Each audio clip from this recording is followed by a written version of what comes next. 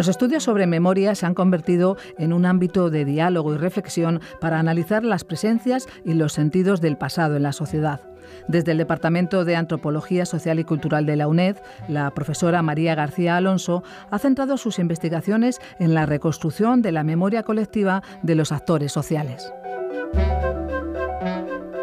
Hoy nos propone conocer el núcleo de estudios sobre memoria que reúne a investigadores y docentes universitarios interesados en abordar desde una perspectiva académica los estudios sobre memoria de América Latina.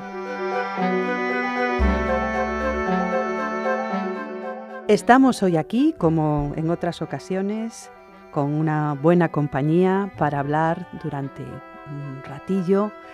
de temas de investigación que tienen que ver con memoria. Yo soy María García Alonso, del Departamento de Antropología, y hoy nos acompañan dos mujeres del Núcleo de Memoria, ambas investigadoras del CONICET,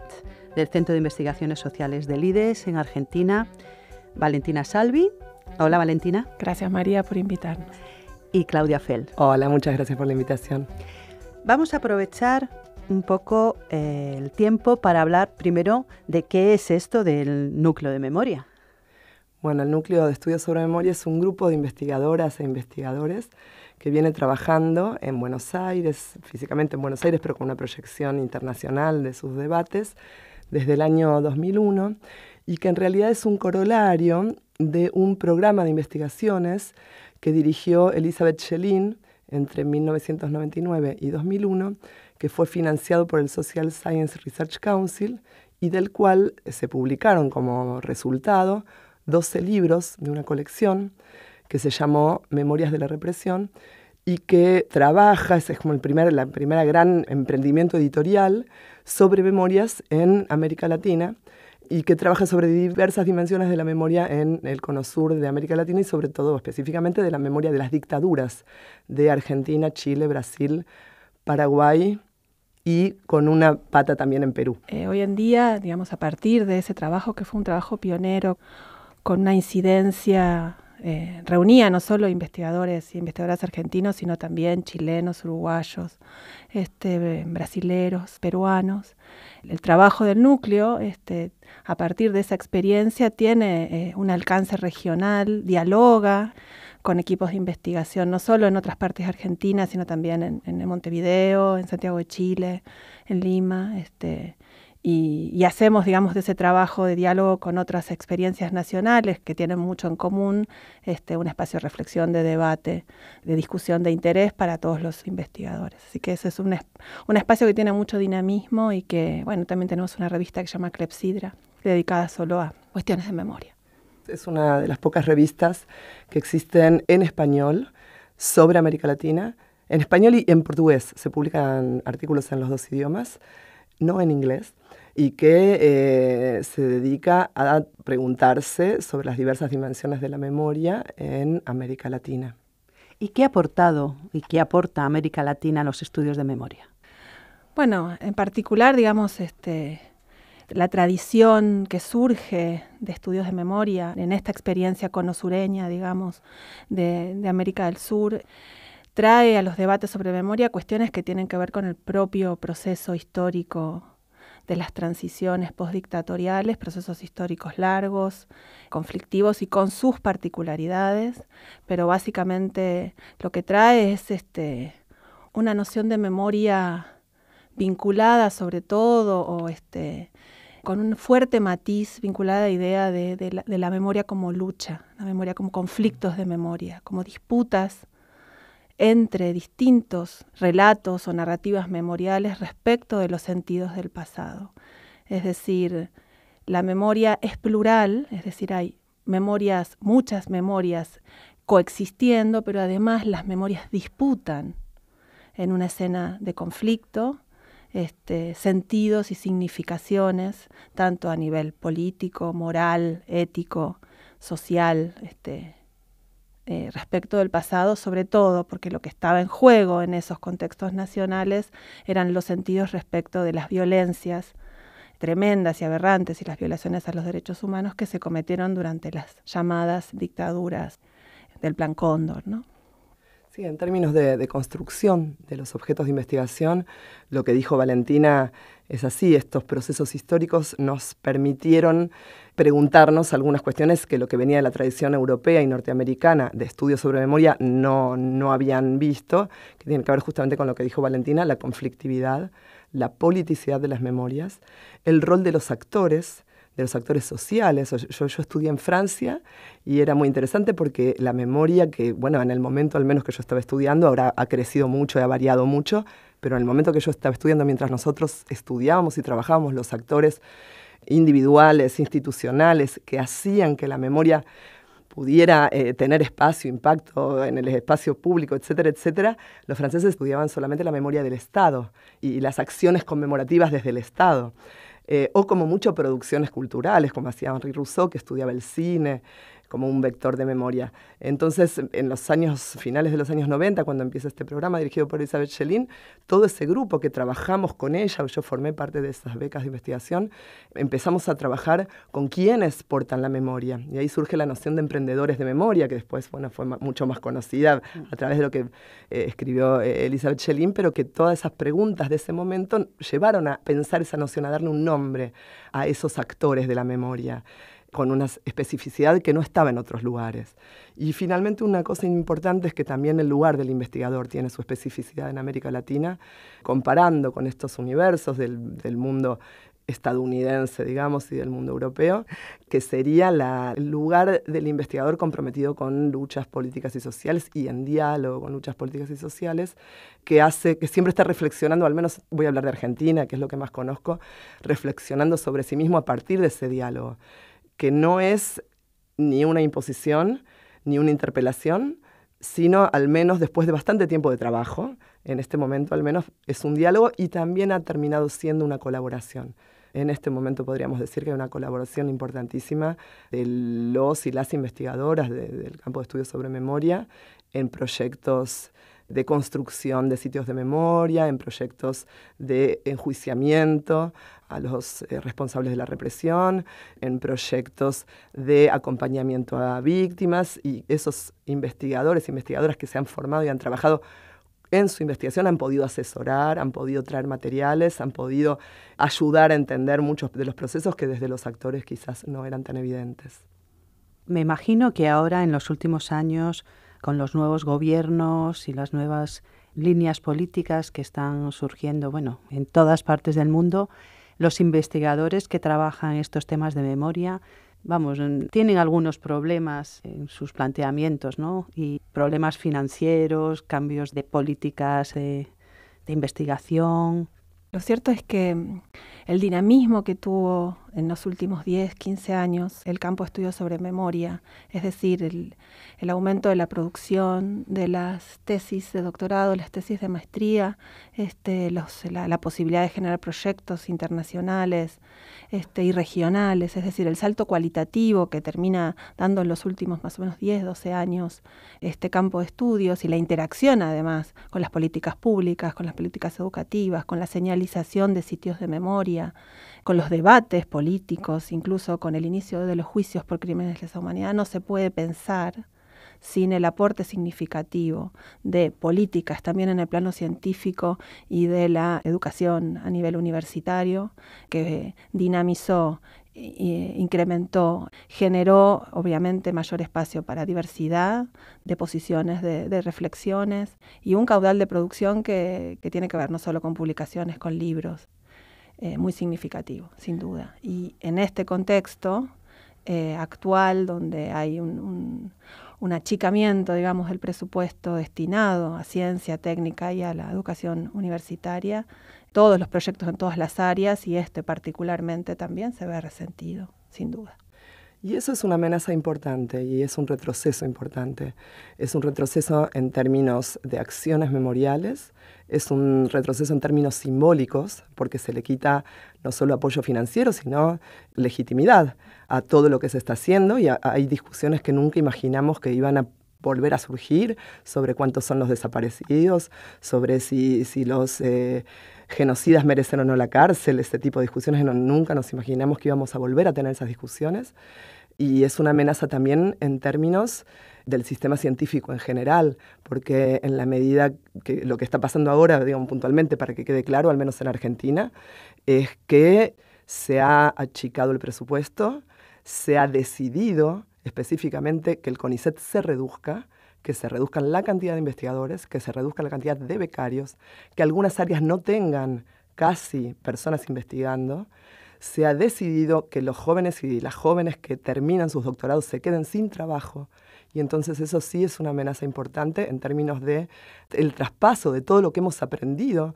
en el campo de la memoria y en el campo de la investigación sobre memoria. El traspaso a las nuevas generaciones es una amenaza porque esto no va a poder ocurrir en la medida que se sigan recortando presupuestos y posibilidades de trabajo. Comentabais anteriormente que las personas que trabajan en estas disciplinas relacionadas con la memoria tienen un componente de militancia importante. Imagino que ahora mismo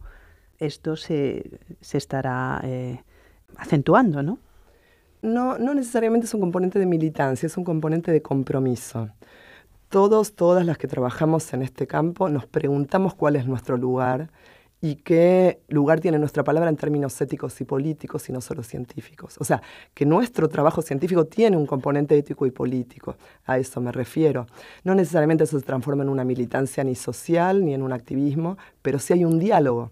y una conciencia de que ese diálogo debe ser importante y que forma el centro de nuestra tarea, dialogar con la gente que finalmente es la gente que entrevistamos, la gente que nos provee archivos, todo lo que es el movimiento de derechos humanos en Argentina, que ha sido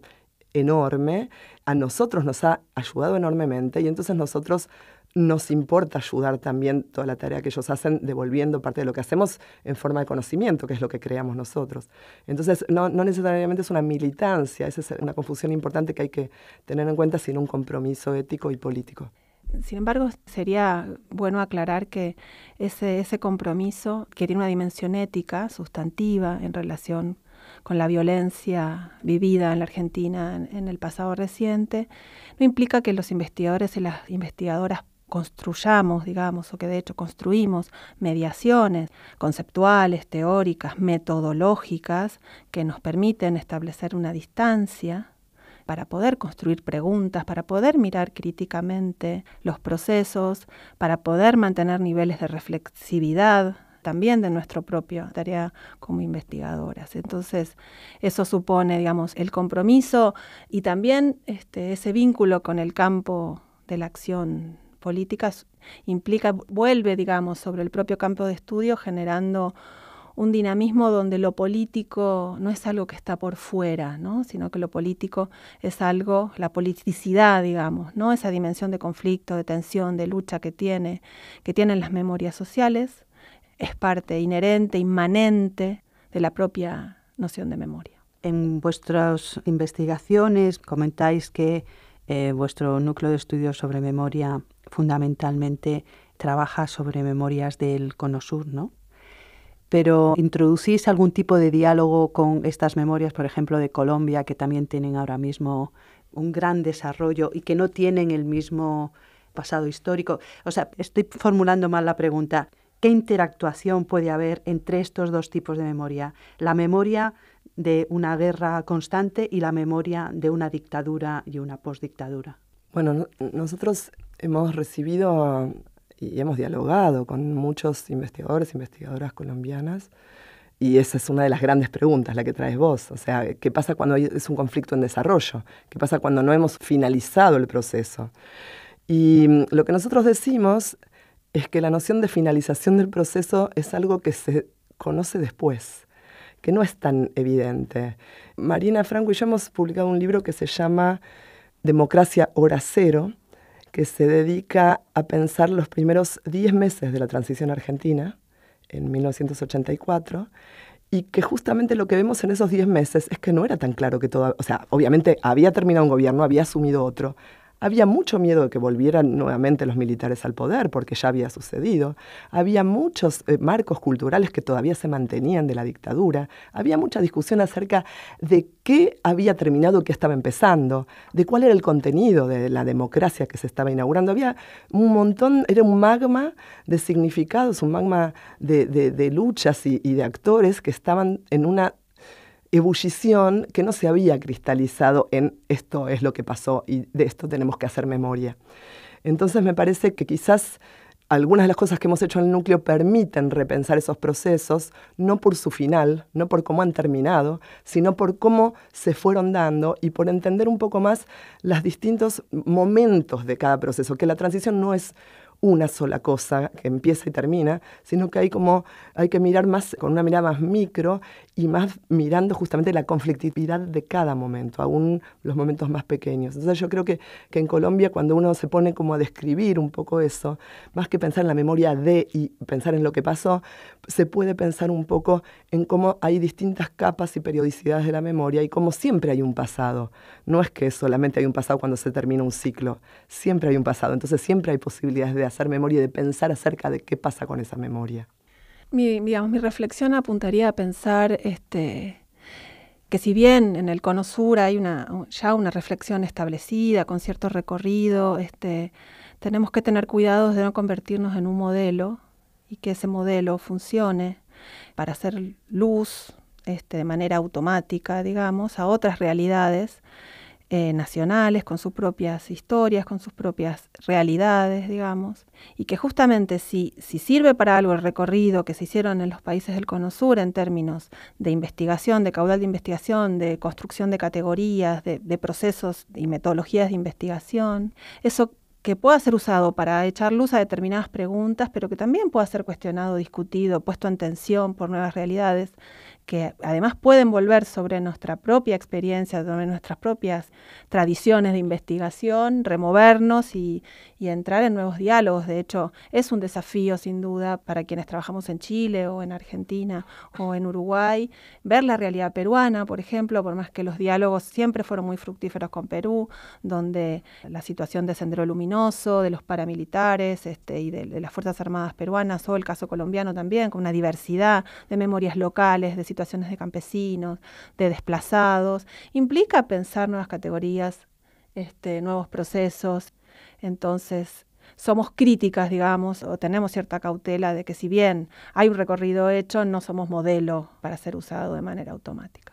Claro, decías antes, Claudia, el tema de las transiciones, ¿no? O sea, realmente, pues nosotros que ahora en España estamos repensando en nuestra transición, pareciera que la duración de una transición solamente tiene que ver con los momentos en los que uno tome como hitos, ¿no? Porque quizá dentro de algunos años se piense que ha habido una serie de años de transición porque ha pasado otra cosa. Imagino que en Argentina pues, se puede ver también de la misma manera.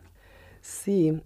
lo que vos decís es exactamente así. El problema son qué es lo que se toma como hitos